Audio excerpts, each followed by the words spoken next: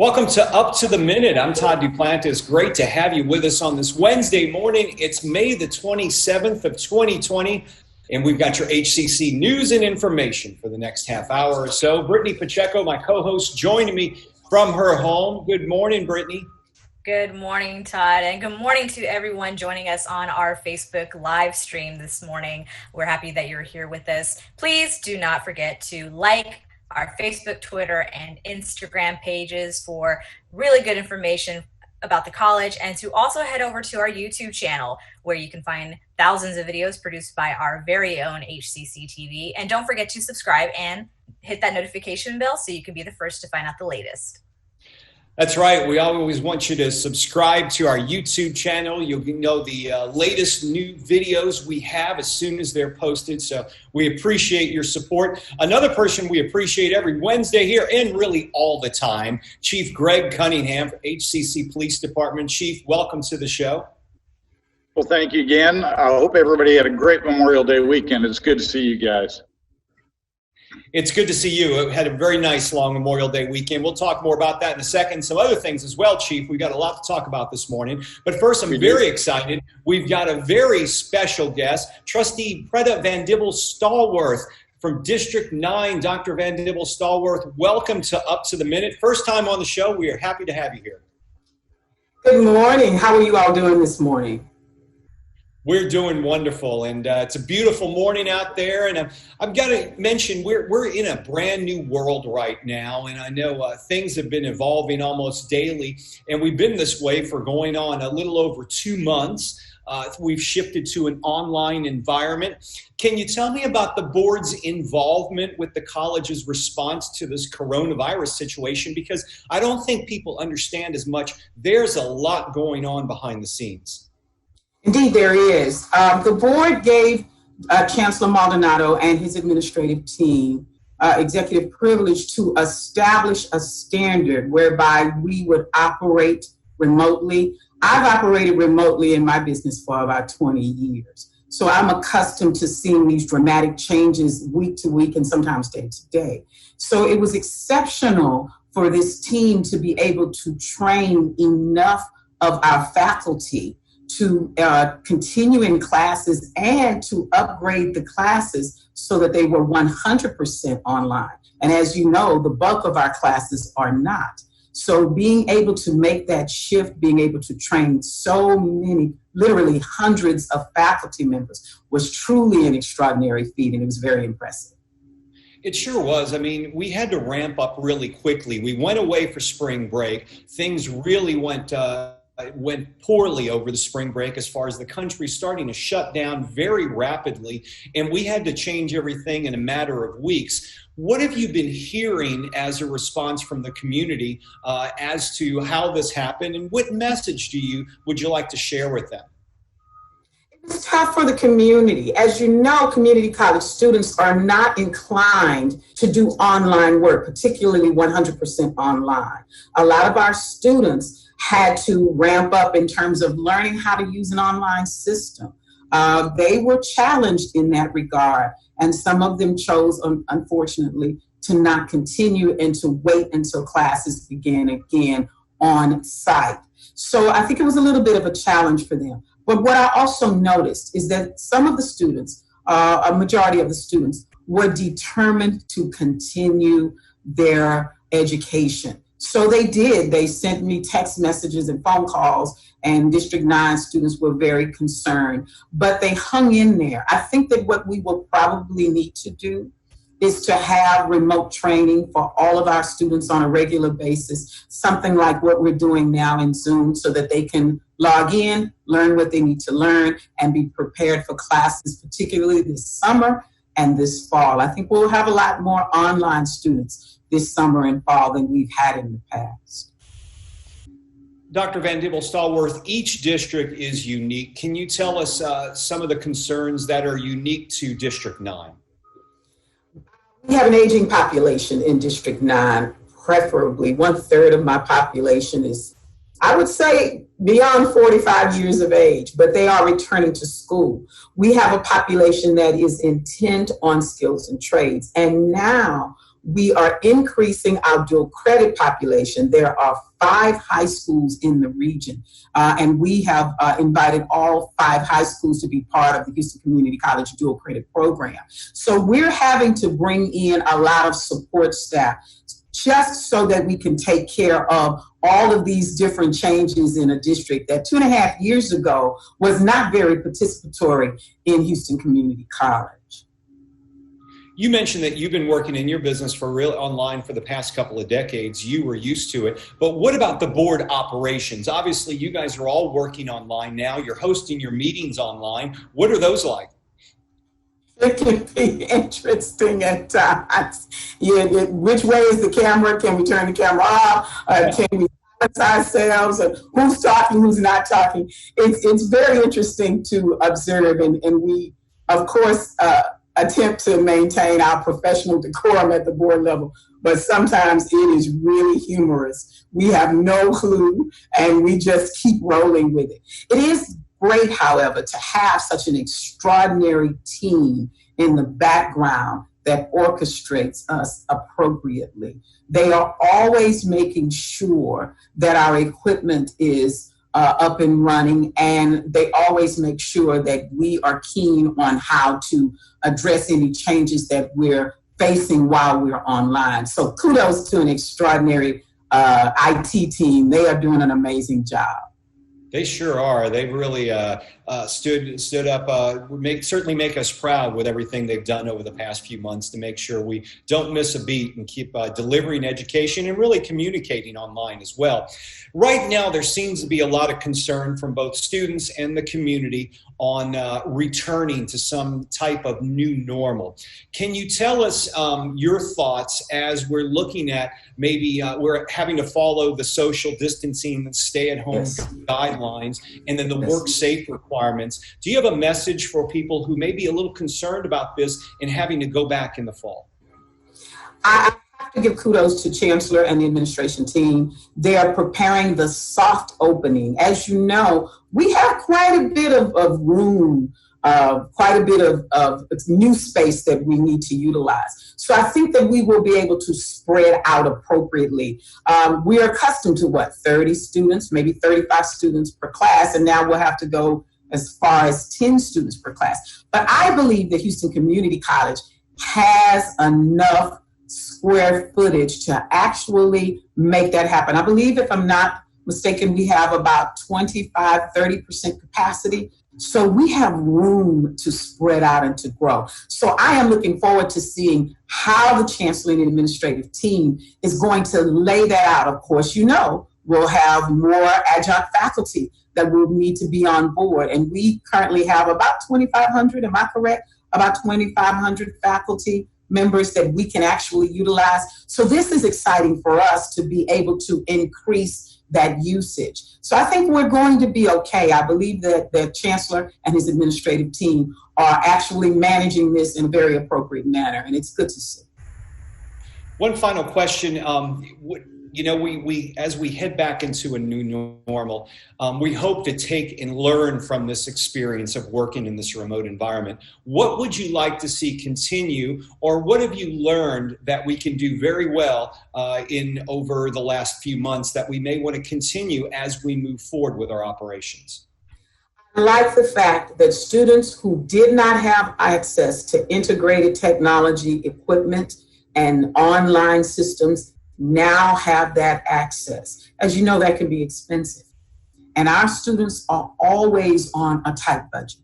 So to see the CARES Act to come forward and to provide that part of the services for our students was really great.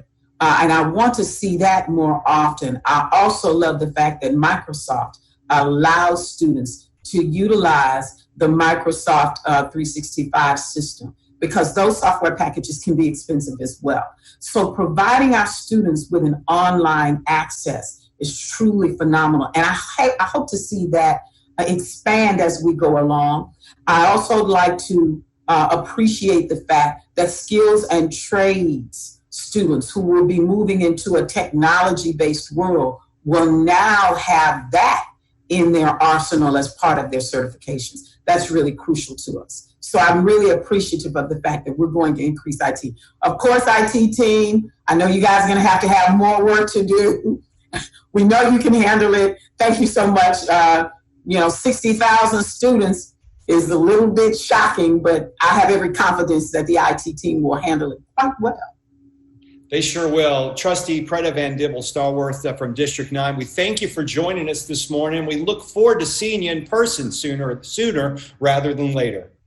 Thank you so much. And perhaps we should do a car parade like everyone else is doing in social media so we can drive by and wave at each other. We're all for that. Just let us know when. Thank you so much. Thank you so much, sir. Thank you. We'll see you again soon. And right now we're going to move on to Chief Greg Cunningham, HCC Police Chief Greg Cunningham. Thanks for joining us again, Chief. Good to see you on this Wednesday. It's good to see you guys as well.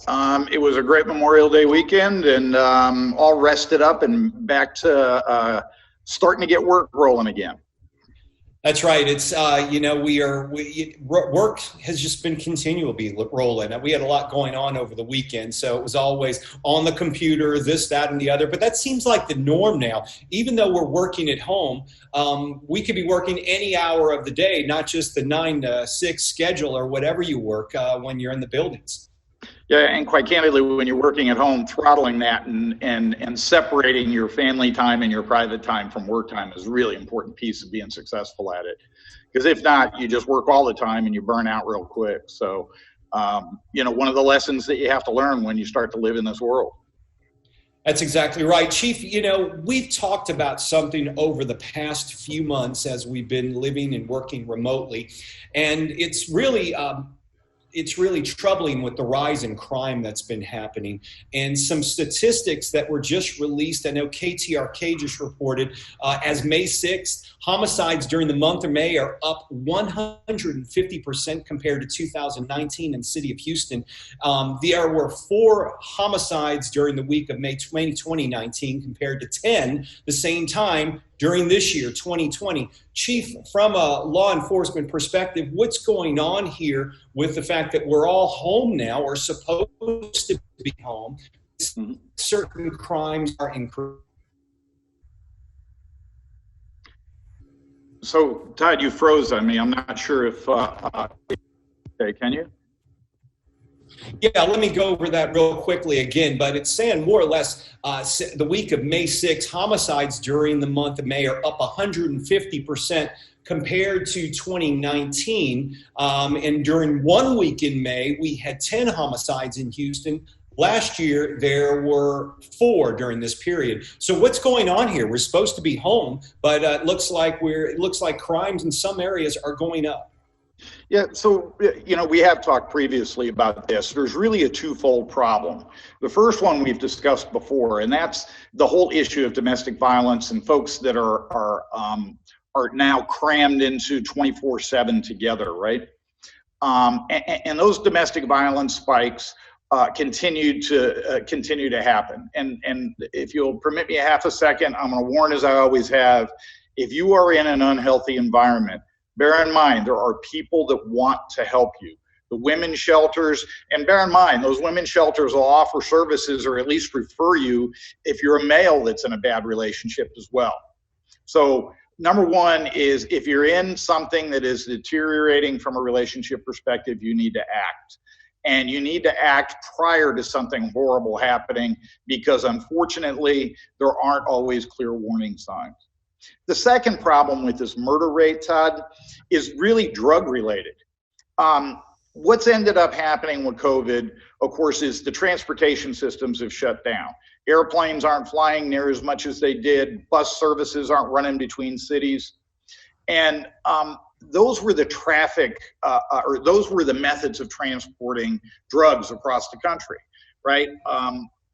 So what's ended up happening now is you're seeing a reduction in the supply of drugs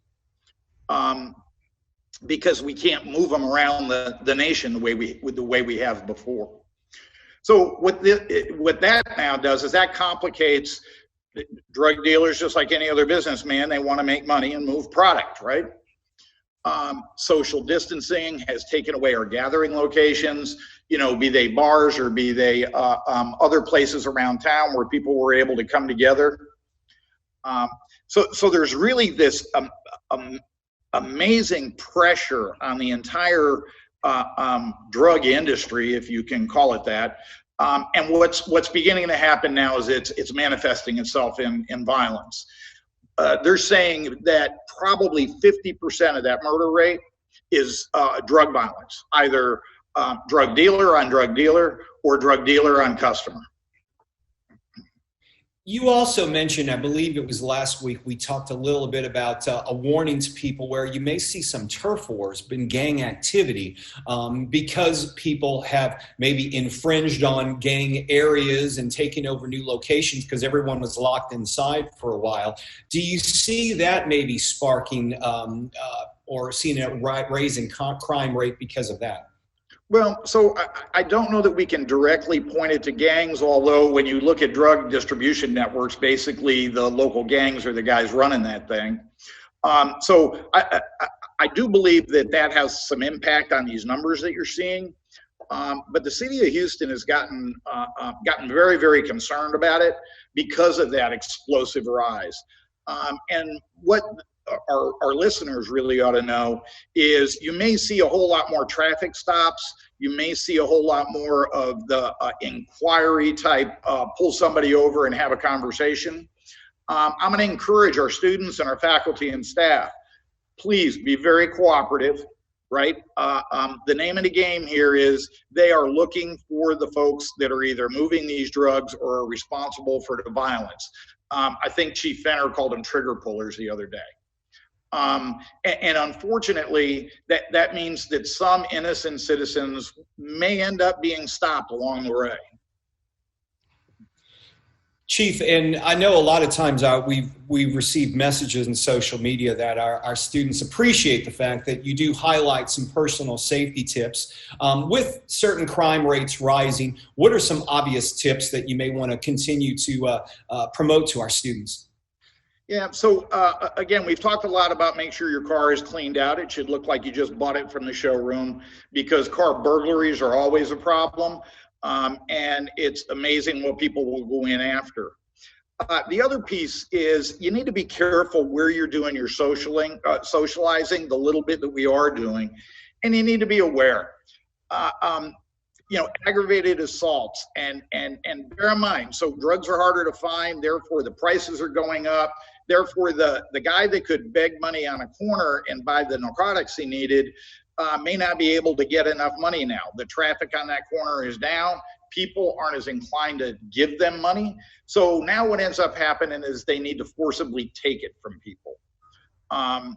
So the big piece is really awareness when you're out and about.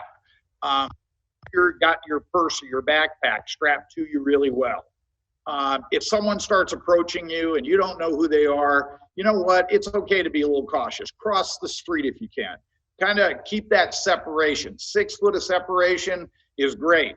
10, 20 feet is better, especially when you're out, you're alone, and you're in a neighborhood that you might run into this kind of stuff. People are starting to get to malls more. I was driving by it was one of the outlet malls off 290, and I was amazed this weekend at how many cars, I didn't go in, just driving by, how many cars there were in the parking lots. Amazing that people are getting out. I mean, granted, the people are starting to venture out more, but you see a lot of vehicles, and I imagine those areas are prime spots, as you were talking about earlier, to really watch what you're leaving in your vehicle. Well, not only watch what you leave in the vehicle, but transversing or traveling between your vehicle and the mall. Or the real difficult time is you've now left the mall. Right? And if you shop like some folks in my family shop, you've got multiple bags, you've got all kinds of stuff, and you're kind of in a conversation with the person that you're with. You're not paying attention to what's around you. If you think about it, you just spent $400, $500, $600 on merchandise. Taking that from you is really, really easy to do. And in a lot of cases, all they end up doing is going back to the store you just bought it from and returning it to get right. Absolutely. Yeah. Chief, finally, I wanted to, something happening in out of Minnesota over this past few days certainly is sickening and troubling to all of us, with a gentleman, a black man, dying in police custody Monday night. We're finding out he's now a former Houston native, George Floyd, 45 years old. As a police officer, seeing this has got to be disturbing to you and troubling as you see that obviously the public opinion is very, very up in arms in that area at this time, justifiably. Well, and the community has reacted in a major way up there. They had what you could classify as a small riot afterwards. In all honesty, so I got to be a little careful here, right? I saw the cell phone video, and quite candidly, it is very disturbing. I'll encourage our audience. You don't need to watch the video. You can read the description, and that's more than you need. The video is very disturbing. From a police procedure perspective, there shouldn't have been a knee in that guy's neck. However, bear in mind, in a fight, sometimes things end up happening, and you don't realize your knee is on the neck, but when you realize it, you move it off, right? Unfortunately, police are trained, pressure points and those kind of things, to cause pain to get compliance. I have no idea what the run up to this was. I have no idea of what occurred. But at the end of the day, that man should have been held down long enough to be handcuffed, and he should have been sat up really quickly. It lasted way too long. In a city like Minneapolis, where the police organizations are very strong, for these guys to have been fired, or at least that's what I read. I don't know if it was a suspension pending firing, but they said fired in the article I read, is a pretty good indicator that they were not following proper police practices. Again, you want to hold your opinions, right? You've heard me say it before. When you get a complete investigation, sometimes things look different. But at the end of the day, holding that man down by the neck for 3-4 minutes that I was watching really didn't seem appropriate at all. The other piece I'd like to follow up on, Todd, if you don't mind, is the community's reaction to it. They're angry, and I get it. I'd be angry too. And in fact, as a professional, I'm really concerned. I want to read this report, and if those guys were truly acting the way it appeared, as a professional, I'm angry, right? But you have to be careful about turning on the neighborhood, right? Your anger can be vented in a lot of ways, but what ends up happening when you get into a rioting situation is the local store owners that are already under pressure from COVID are usually the folks that end up paying that price. Please, if that community has organizers, organize your demonstrations.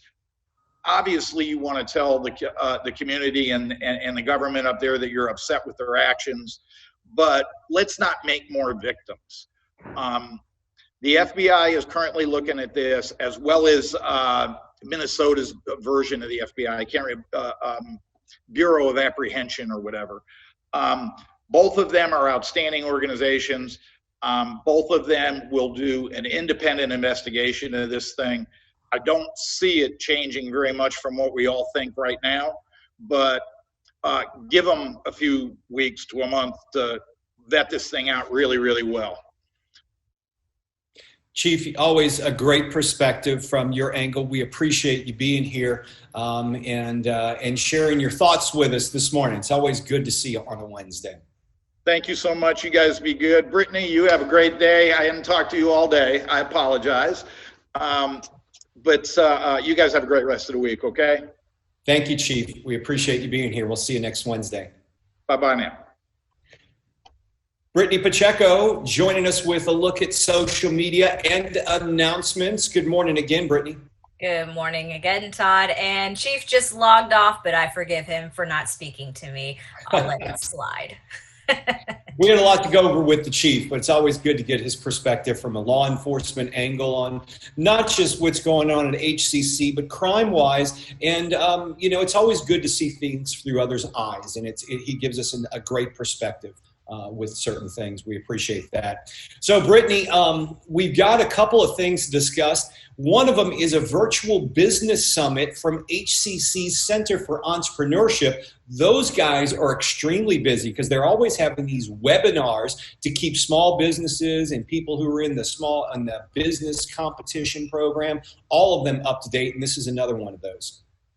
Exactly, Todd. And what a time to, utilize these resources, because a lot of small businesses that have currently closed due to COVID have suffered one way or another. And I know there's a lot of people out there who are looking to start a small business, and that's fantastic. So utilizing this webinar is going to be great. It's happening this Saturday, which is May 30th. I was supposed to say March 30th. Sorry. It is free. It's from 9 a.m. to 1 p.m. And it's hosted by the new entrepreneur in residence at the Southwest College with Kimberly Penn and Mira Shaw. So topics are going to be including confidence after crisis, risk management, technology, mindfulness, banking relationships panel, and a special session for our CEOs. So there you see it on the screen where you can go and check out what we have to offer. There's also a link in this post where you can go and register. So do not sit and wait on this. Go check it out. That's right. And speaking of online sessions, we've got a virtual info session. They're happening weekly from the Enrollment Services Department. That's weekly through August. If you are enrolling in the fall, you'll want to attend one of these virtual info sessions, and you can hear about admissions application information, testing, new student orientation, talk about advising, financial aid, choosing a program or major, and any questions you may have. You can ask those live and get live answers. Choosing a program and major, that's an important one because, Brittany, when I was in school, a lot of my friends were doing the pick and choose. This week I want to go into be an English major, this week a history major, this week business. And at the end of their college career, they had about 2 or 3 semesters of classes they didn't need. We're trying to avoid that here at HCC, and that's why we hook students up with advisors so they can choose that program and major and really not waste your time and money. Exactly, Todd. And I was one of those students for a very short period of time who wasn't 100% sure on my major, but more importantly, I was a first generation student. So these virtual sessions for people whose parents have never gone to college and are going to college, they're going to need some guidance, and they're going to rely heavily on the institution. So asking questions during this information session is vital for all of our first generation students, our international students, and it's just a good resource to have available. And it's great that we're offering it every week all the way through August. So do not, again, sit on this either. You see the registration link for registering for one of these sessions. You can go to hccs.edu/informationsessions. And another thing, Brittany, I want to go ahead and share my screen because we talked about this yesterday, and we're going to talk about it now again. But a major initiative that HCC has right now is our JobsNowHouston.org website. And there are jobs in Houston, about 200,000. We can help you find them at HCC. And this is a great new initiative we have, Brittany, which just kicked off. Exactly. So everyone out there, I know you all may be misunderstanding what this is all about. This isn't specifically for hiring at HCC. That's a separate website that we'll be more than happy to share. However, this is for people who unfortunately have been displaced due to the pandemic. There's about 500,000 of the 1.5 million Houston jobs that we have here were lost. So this is a way for HCC to help you get the training that you need in order to train for jobs in healthcare, logistics, manufacturing, IT, and construction. So you can head over to jobsnowhouston.org to check out what we have to offer and what jobs are going to be in high demand during and after this pandemic. That's right. JobsNowHouston.org. There's financial aid available, scholarships available. And guess what? If you are getting unemployment benefits, a lot of times the Texas Workforce Commission has money available for you to retrain and retool yourself through a college education, maybe an extra certification. Check with them because you can use those funds for these programs as well. JobsNowHouston.org is the website. We've got a Lunch and Learn meeting etiquette in the virtual world. I think that's something we all could learn from. I agree, Todd. And because this is how we're operating, I think everyone would definitely benefit from this kind of webinar. So questions of, is my camera on? Little things like that. So Joseph Gavin shares etiquette tips for this new virtual world. If you're interested, this is actually happening today at 11:30 a.m., just right after this broadcast. Check your emails to register. So go ahead and check your HCC email for more information. Is it bad etiquette to wear shorts, like running shorts or just short pants while you're doing your show? Todd, I plead the fifth on that. I guess those are one of the questions we'd have to ask as well. Hey, HCC faculty and staff, we're having virtual coffee breaks with Janet May, our Chief Human Resources Officer, and she's got special guests coming up. This Thursday, tomorrow, Daniel Delia, librarian, the Faculty Senate Chair-elect, will be a guest. And guess who's going to be on there next week? Oh, I don't know, just two, really neat individuals. Two cool people, two cool cats. Yeah. Brittany and myself will be on there next week. And next Tuesday, I believe it is, Brittany, at 11 a.m.? I believe so, Todd, but we'll confirm and make sure everyone out there is aware. We will. So make sure you check your email for that. You can find a link as well. And students, keep in mind, registration is underway for summer sessions. They're online in the fall. You're going to hear more about that in the future. But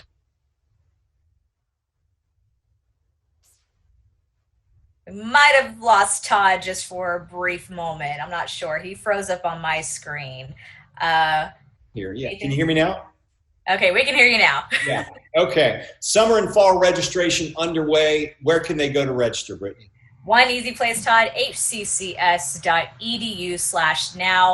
Don't let those classes get out of your cart because they're going to fill up really, really quickly. So be sure to enroll, get everything situated before you lose out. That's right. So tomorrow we're here at 10 a.m. Hopefully we'll have better connection than we did today. But tomorrow we've got Dr. Butch Herod of the West Houston Institute who'll be joining us to talk about how their campus is moving forward during this COVID crisis. And also Jordan Carswell, who West Houston Institute, both of them will be talking about everything from the idea student faith and more tomorrow on Up to the Minute. Brittany, anything else? That about covers it, Todd. Thanks, everyone, for joining us today on Up to the Minute. Be sure to like our social media pages and our YouTube, and we'll see you again tomorrow morning. Sounds good. We'll see you tomorrow, 10 a.m.